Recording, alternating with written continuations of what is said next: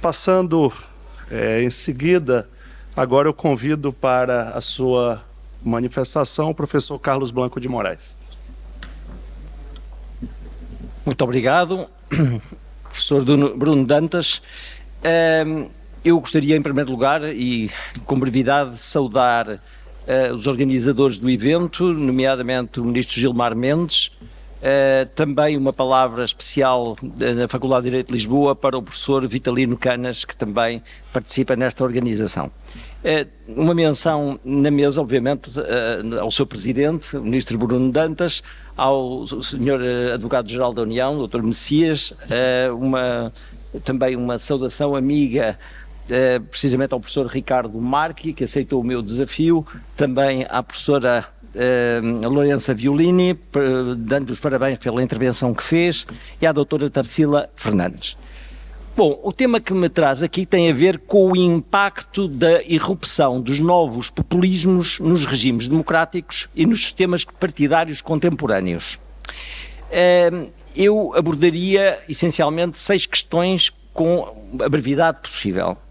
A primeira é o que é o populismo, que é uma noção particularmente difícil de definir. Aliás, Cass Mother andou ali um pouco às voltas e também a definição que deu não era muito convincente. De facto, o conceito, a noção de populismo na imprensa e no discurso político corrente é geralmente associado a algo de pejorativo, à ideia de demagogia, de caudilhismo e de sectarismo na ação política. Todavia, o fenómeno não é de agora, é um fenómeno antigo.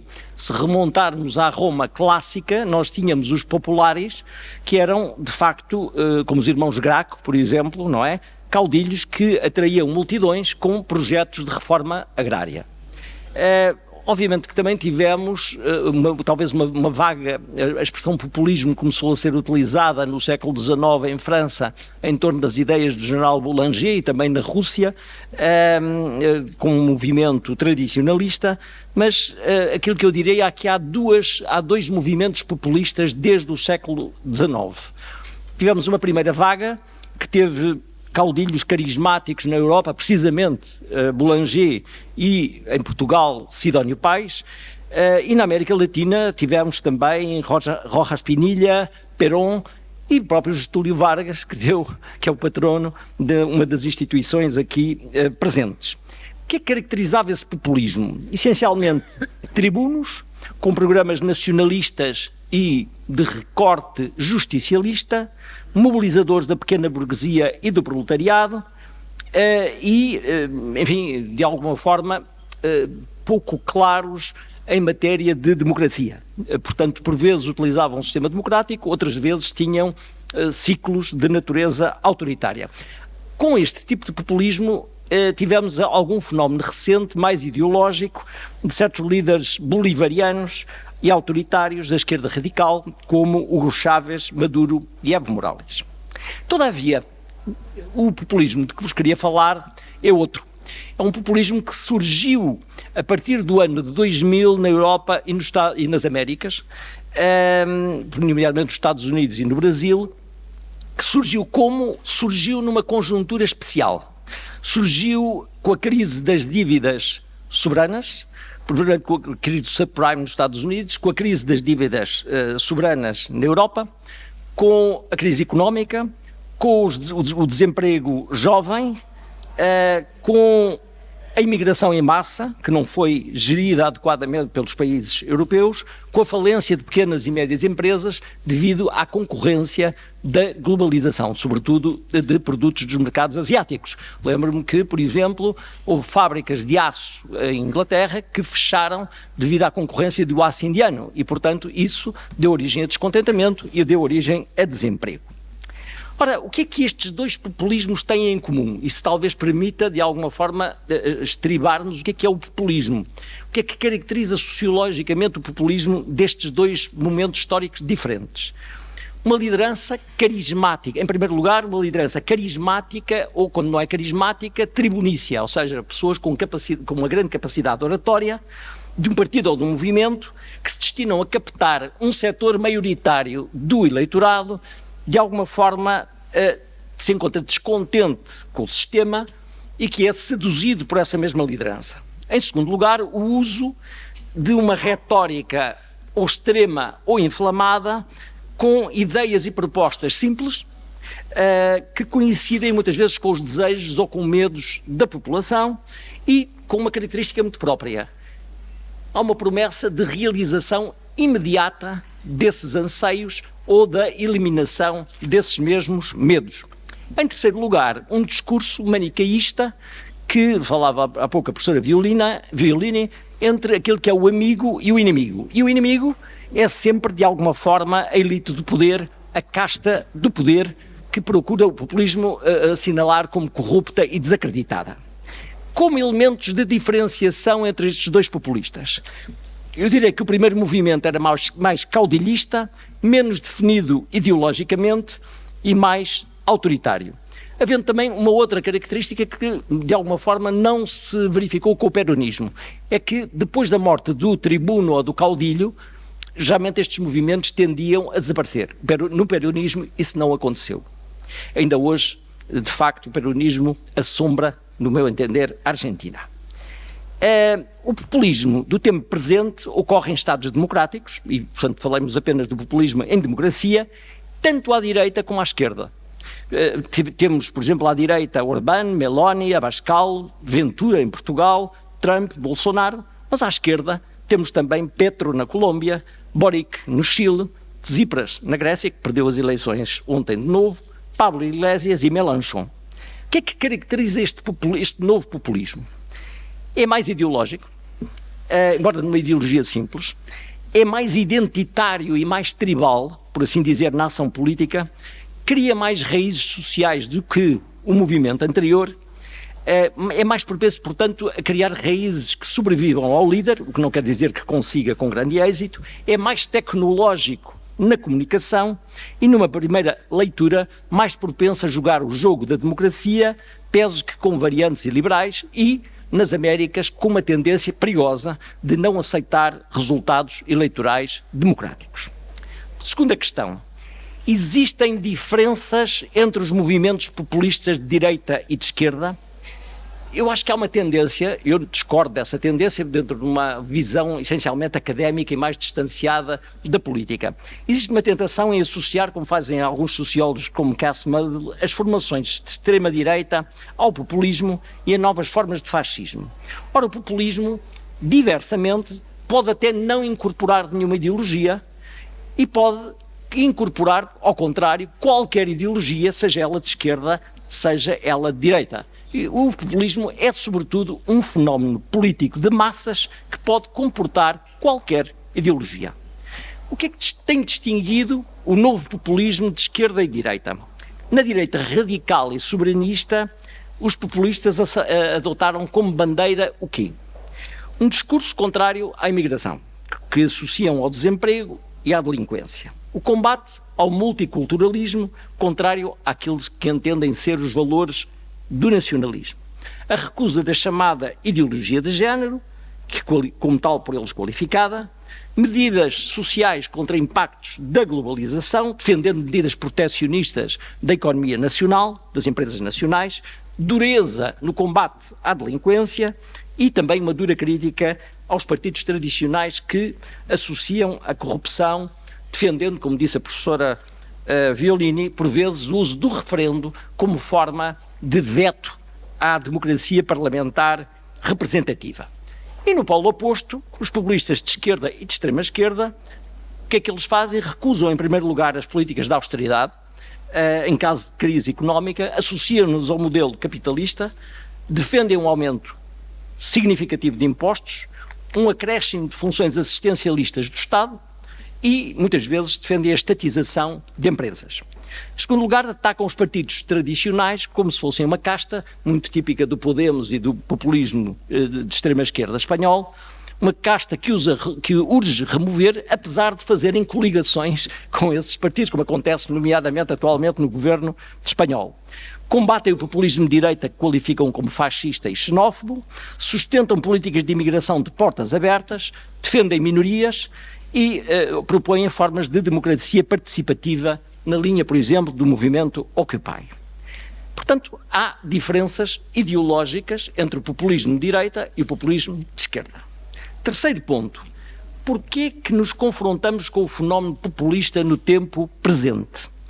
Ora, o populismo não é um fenómeno permanente que esteja sempre omnipresente nas sociedades democráticas. Ocorre quando? Essencialmente em situações de crise política, económica e social que coincidem com momentos de fratura na sociedade civil, em que um setor se sente prejudicado ou excluído.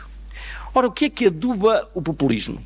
E aí, sejamos francos, o populismo é adubado essencialmente pela crise da democracia representativa. Enfim, na base daquele livro que o Sr. Ministro falou, de facto, e o que é que se traduz a crise da democracia representativa? Primeiro, uma ineficácia prestacional do Estado Social, nomeadamente na saúde, se nomeadamente há filas nos hospitais, se há, digamos, pessoas que não são atendidas e que morrem, e que a comunicação social espalha situações críticas dessa natureza, quando, por exemplo, existem greves na educação ou problemas na educação em que as prestações de educação não são, de alguma forma, conseguidas ou são medíocres, quando há crise na habitação para os jovens, quando há problemas de pagamento de pensões ou redução do preço das pensões, há crise do Estado assistencial, ou melhor, do Estado social.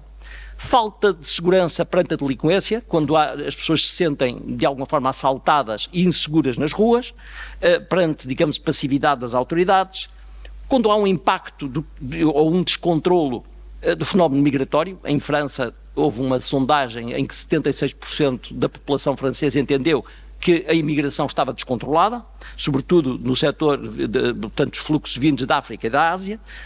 Quando há, e tínhamos que convir, impunidade de corruptores e corrompidos poderosos, quando há o desinteresse dos partidos tradicionais pelos anseios do eleitorado e, portanto, o problema que se verifica, que foi falado, dos partidos tradicionais não estão a captar anseios dos jovens, não estão a captar setores do eleitorado e esse é um aspecto fundamental.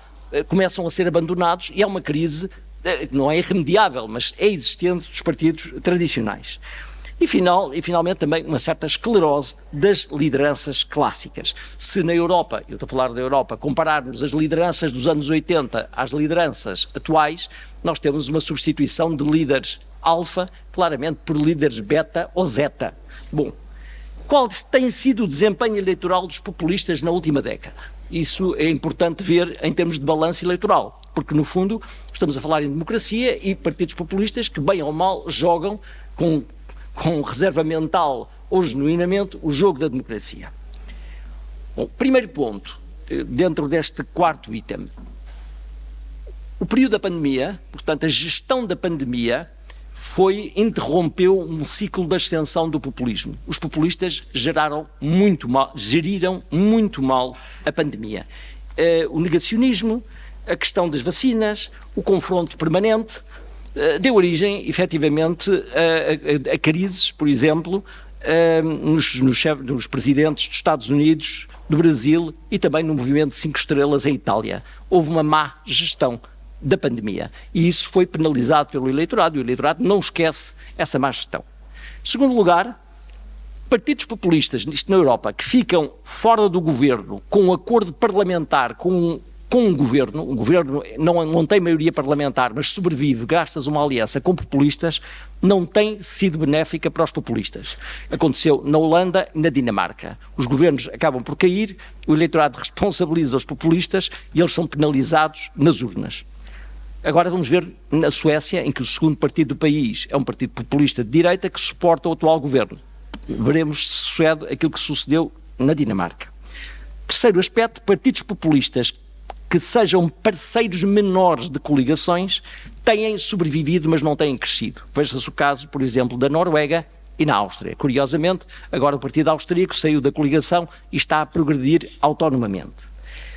Partidos populistas que ganham eleições e lideram eles próprios os governos, em termos de governabilidade, têm funcionado melhor. Por exemplo, o governo populista italiano, da senhora Giorgia Meloni, tem tido um bom desempenho. Porquê? Porque a senhora Giorgia Meloni resolveu liderar uma coligação majoritária e tratar de problemas de governabilidade e não, digamos, fazer permanentemente comícios ou ataques aos seus adversários.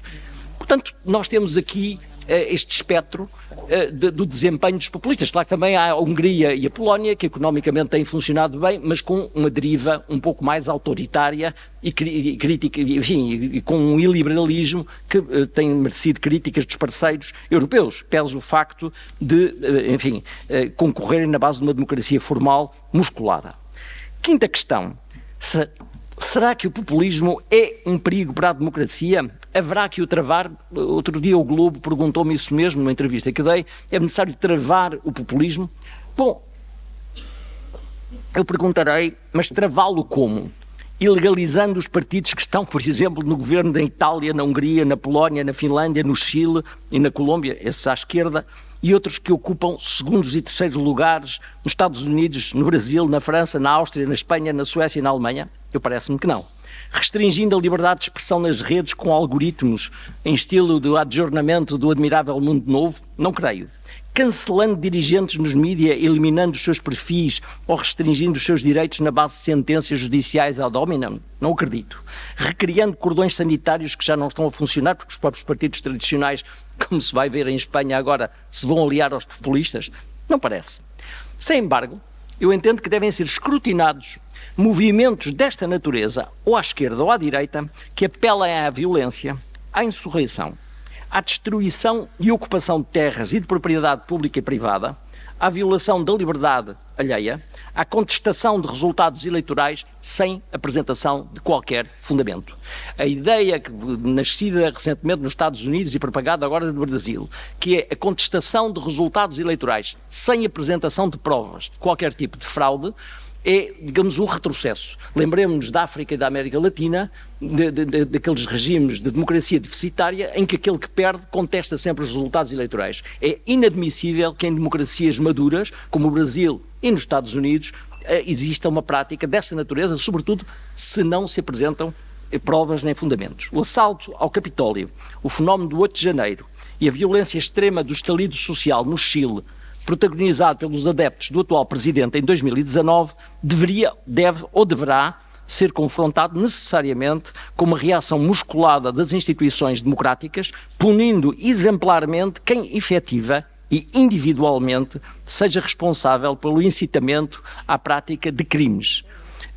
Admite-se que partidos cujas direções possam estar envolvidas em atos dessa natureza, mas isso é preciso comprovar, possam inclusivamente ser suspensos ou ilegalizados. Trata-se de medidas de uma democracia vigilante, mas não de uma democracia militante, na qual eu não concordo, dada a sua má experiência na Alemanha.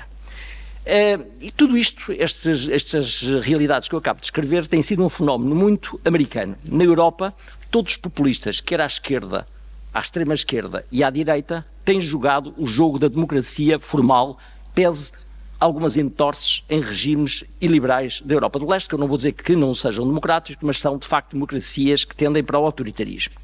Finalmente, desafios na convivência entre democracia e populismo. Consequências. Primeira, o sistema partidário ficou desestruturado com a emergência dos partidos populistas. O que é que significa um sistema desestruturado? Significa um sistema em que os partidos do mainstream, aquilo que são os partidos do centro-direita e do centro-esquerda, não sobem ou descem nos processos eleitorais de uma forma gradual.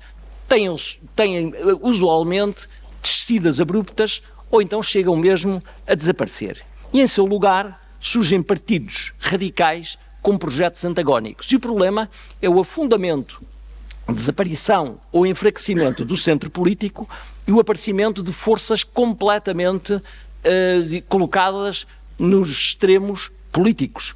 É o caso, enfim, as últimas eleições no Brasil foram complexas, no Chile as eleições de Castro versus Boric, atualmente na Itália Meloni versus Schlein e, quem sabe a prazo, preocupantemente, Le Pen versus Mélenchon.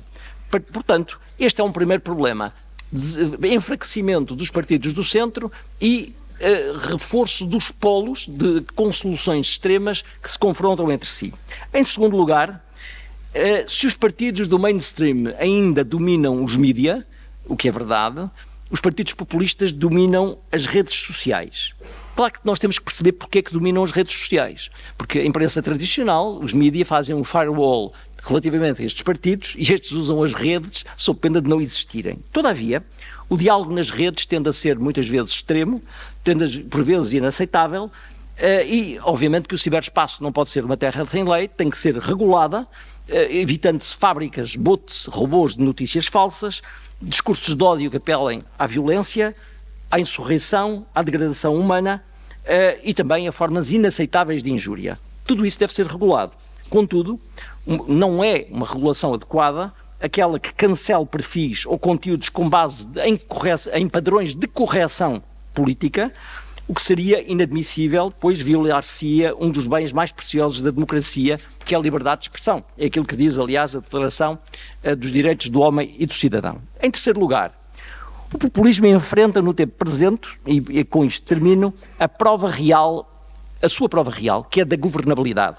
Dirigentes populistas, incendiários, que consumam o tempo do serviço público, afinal, em comícios, em discursos azedos, sem resolverem os problemas das pessoas ou sem garantirem a coesão e a estabilidade dos seus próprios governos, perdem as eleições, como se viu. Portanto, o modelo Trump à direita e de Boric e Petro, julgo eu, à esquerda na Colômbia e no Chile, não têm sido imitados, por exemplo, pelos populistas europeus. Já, por exemplo, o governo de Meloni, em Itália, está à prova. Encontra-se on probation.